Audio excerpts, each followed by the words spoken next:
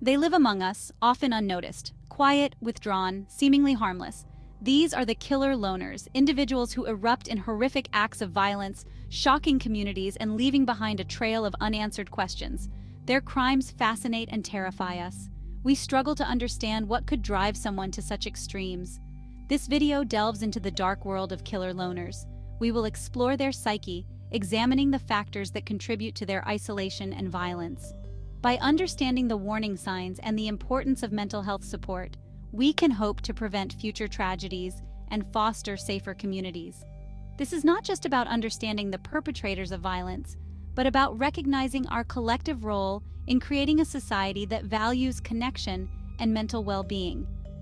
Our journey into the mind of a killer loner begins with understanding who they are. What defines them? What common threads run through their lives?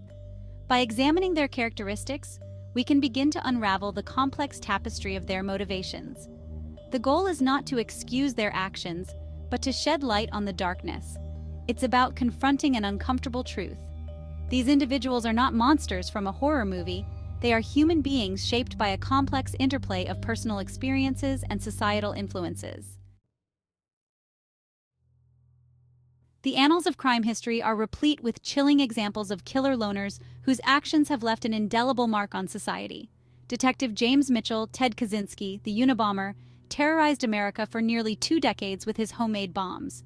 A recluse living in a remote cabin, Kaczynski's hatred for modern technology fueled his deadly campaign.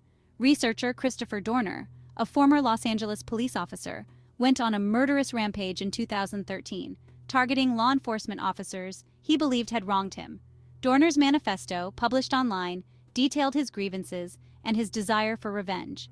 His case highlights the volatile mix of isolation, resentment, and access to weapons. Mark David Chapman, the man who assassinated John Lennon, embodies the tragic consequences of unchecked mental instability and obsession. Chapman, a loner with a history of mental illness, became fixated on Lennon, eventually believing he had to kill him to gain notoriety. These cases, while diverse in their motivations and execution, share a common thread. The perpetrators were all profoundly isolated individuals driven by a potent mix of anger, resentment, and a distorted worldview. Mental illness also plays a significant role. Many killer loners exhibit signs of depression, anxiety, paranoia, or personality disorders. However, it's important to note that mental illness alone does not equate to violence. It's the convergence of multiple factors, including access to weapons and a lack of social support, that can push individuals over the edge. Mental health advocate. Furthermore, societal factors can exacerbate feelings of isolation and alienation. The breakdown of traditional communities, the rise of social media, and the increasing pressure to succeed can all contribute to a sense of disconnect and enmity. Understanding these factors is not about excusing violence, but about fostering empathy and informed prevention strategies. By addressing the root causes of isolation and violence, we can create a more just and compassionate society.